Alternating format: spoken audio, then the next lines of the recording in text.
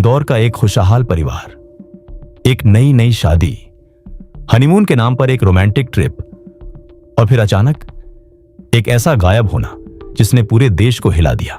सोचिए, अगर आपकी शादी को सिर्फ कुछ ही दिन हुए हों, आप अपनी पत्नी के साथ जिंदगी की नई शुरुआत करने निकले हो, और वही इंसान जिसके साथ आप फ्यूचर के सपने देख रहे हो, वही आपकी मौत की सबसे बड़ी वजह बन जाए। यह कहानी है राजा रघुवंशी की। एक ऐसा नाम जो कुछ ही दिनों में एक खुशहाल जिंदगी से निकलकर एक खौफनाक मर्डर मिस्ट्री बन गया। अगर आपको ऐसे ही real crime stories, dark truths और शॉकिंग इन्वेस्टिगेशंस पसंद हैं, तो अभी चैनल को सब्सक्राइब कर लो, क्योंकि यहां हर कहानी सिर्फ कहानी नहीं होती, एक सच्चाई होती है जो आपको अंदर तक हिला देगी। अब शुरू करते हैं उस कहानी को जहां सब कुछ परफेक्ट लग रहा था, लेकिन अंदर ही अंदर एक बहुत बड़ा खेल चल रहा था। इंदौर में रहने वाला 29 साल का राजा रघुवंशी अपने परिवार के साथ एक कंफर्टेबल जिंदगी जी रहा था। ट्रांसपोर्ट का बिजनेस था जिसमें उसके पिता अशोक रघुवंशी और दोनों भाई सचिन और विपिन उसका साथ देते थे। घर में मां उमा रघुवंशी थी जो पूरे परिवार को संभालती थी। छोटा भाई अर्पित और बहन सृष्टि अपनी पढ़ाई में लगे हुए थे। हर चीज सेट थी, बस एक चीज बाकी थी, राजा की शादी। 11 मई 2025 को उसके माता पिता ने उसकी शादी फिक्स कर दी। लड़की थी सोनम, एक साधारण, शांत और संस्कारी लड़की। कम से कम ऊपर से तो यही दिखाई दे रहा था। शादी का दिन आया, मंडप सजा हुआ था, फूलों की खुशबू, शहनाई की आवाज, हर तरफ खुशियां। राजा के चेहरे पर वो चमक थी जो सिर्फ उसी इंसान के चेहरे पर होती है जो अपनी जिंदगी का सबसे बड़ा सपना पूरा होते देख रहा हो।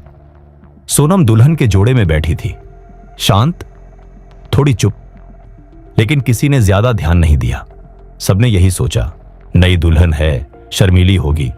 शादी धूमधाम से हुई, रस्में पूरी हुईं, और फिर आई वो पहली रात जिसे हर कोई अपनी जिंदगी का खास पल मानता है। कमरे में हल्की रोशनी थी।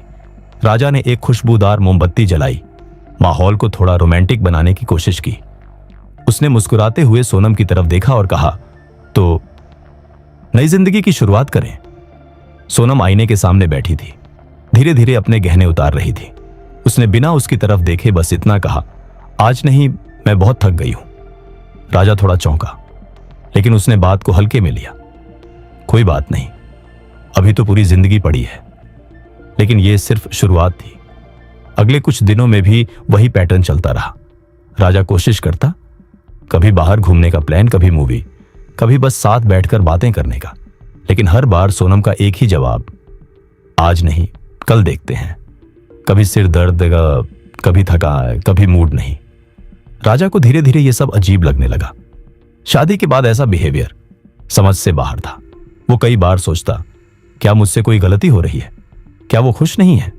फिर एक रात सब कुछ थोड़ा और सस्पिशियस हो गया। राजा छत पर गया और वहां उसने सोनम को देखा। वो किसी से फोन पर धीरे धीरे बात कर रही थी। जैसे ही राजा पास पहुंचा, सोनम घबरा गई। इतनी रात को यहां क्या कर रही हो? राजा ने पूछा। कुछ नहीं, बस मां से बात कर रही थी, उसने जल्दी से जवाब दिया। राजा को यह बात ठीक नहीं लगी। दिन में जब वो कॉल करता था तो वो उठाती भी नहीं, और रात को छुपकर बातें। अब उसके मन में शक पैदा होने लगा था, लेकिन उसने खुद को समझाया, शायद मैं ओवरथिंक कर रहा हूं। फिर अचानक एक दिन सब बदल गया। सोनम का बिहेवियर पूरी तरह से बदल गया। वो पहले से ज्यादा केयरिंग हो गई। राजा के लिए टिफिन बनाना, उसके साथ बैठकर बातें करना, हल्की मुस्कान, थोड़ी शर्म, जैसे सब कुछ नॉर्मल हो गया हो। राजा को लगा शायद उसे एडजस्ट होने में वक्त लगा, अब सब ठीक हो रहा है। एक रात उसने पूछ ही लिया, तुम पहले मुझसे दूर क्यों रहती थी? सोनम ने धीरे से कहा, शुरुआत में थोड़ा वक्त लग रहा था, लेकिन अब मुझे आपसे प्यार हो गया है। यह सुनकर राजा खुश हो गया। उसे लगा अब उसकी जिंदगी सच में स्टार्ट हो रही है। अगले ही दिन सोनम ने एक नई बात रखी। मैं सोच रही थी, हम पहले कामाख्या मंदिर चलें, वहां दर्शन के बाद ही अपनी नई जिंदगी शुरू करें। राजा ने बिना सोचे हां कर दी। उसे लगा ये लड़की सच में बहुत संस्कारी है। फिर प्लान बना, गुवाहाटी, शिलोंग, चेरापूंजी और साथ में हनीमून। 20 मई को सोनम वापस ससुराल आई। और 21 मई को दोनों निकल पड़े। गुवाहाटी पहुंचकर उन्होंने कामाख्या मंदिर में दर्शन किए। सब कुछ बिल्कुल नॉर्मल था। फिर वहां से शिलोंग पहुंचे और रात को एक गेस्ट हाउस में रुके। राजा बहुत एक्साइटेड था।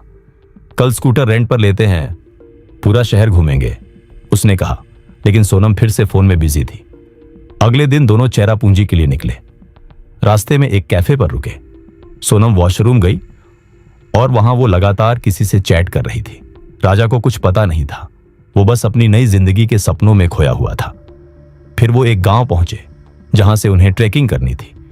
रास्ता नहीं पता था तो सोनम ने 3 अजनबियों से पूछा, रूट ब्रिज का रास्ता किधर है? हम भी वहीं जा रहे हैं, साथ चलिए, उनमें से एक ने कहा। सोनम ने तुरंत हामी भर दी, आप ही रास्ता दिखा दीजिए। राजा को यह सब नॉर्मल लगा, लेकिन असल में यही वो मोमेंट था जहां से उसकी जिंदगी खत्म होने वाली थी। अगले दिन सुबह 5 बजे सोनम ने उसे जल्दी उठा दिया। लेट हो जाएंगे, जल्दी चलो, उसने कहा। इतनी जल्दी में वो अपनी अंगूठी और मंगलसूत्र तक कमरे में भूल गई।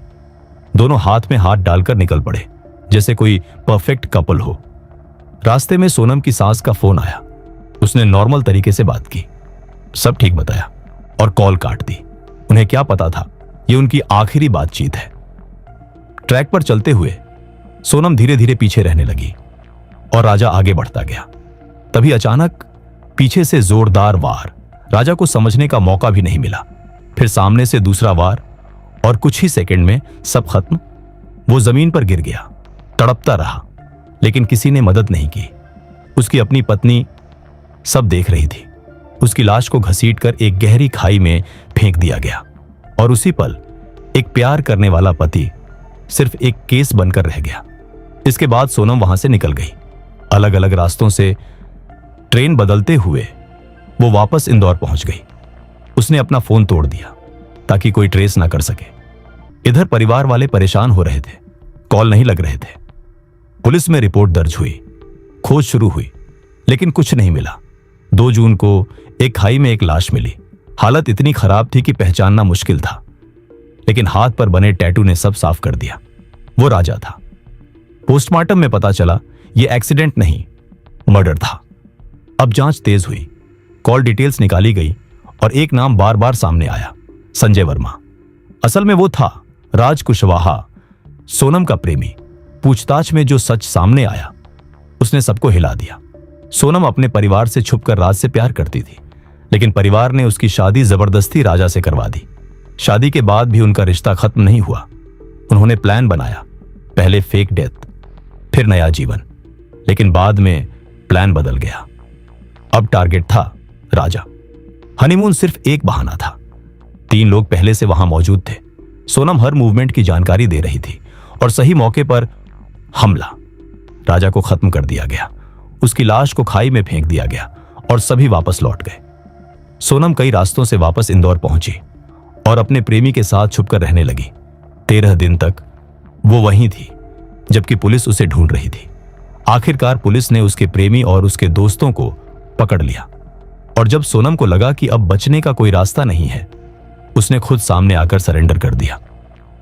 एक तरफ प्यार, दूसरी तरफ समाज का दबाव। लेकिन क्या इसका मतलब यह है कि किसी की जान ले ली जाए? राजा की सिर्फ एक गलती थी, उसने भरोसा किया और उसी भरोसे की कीमत उसने अपनी जान देकर चुकाई।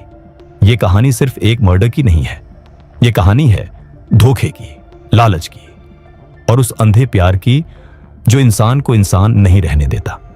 अब सोचिए, अगर सोनम और राज सच बोलते या भाग जाते तो क्या आज एक बेगुनाह जिंदा होता, या फिर समाज का डर इतना बड़ा था कि इंसानियत ही खत्म हो गई? फैसला आपका है।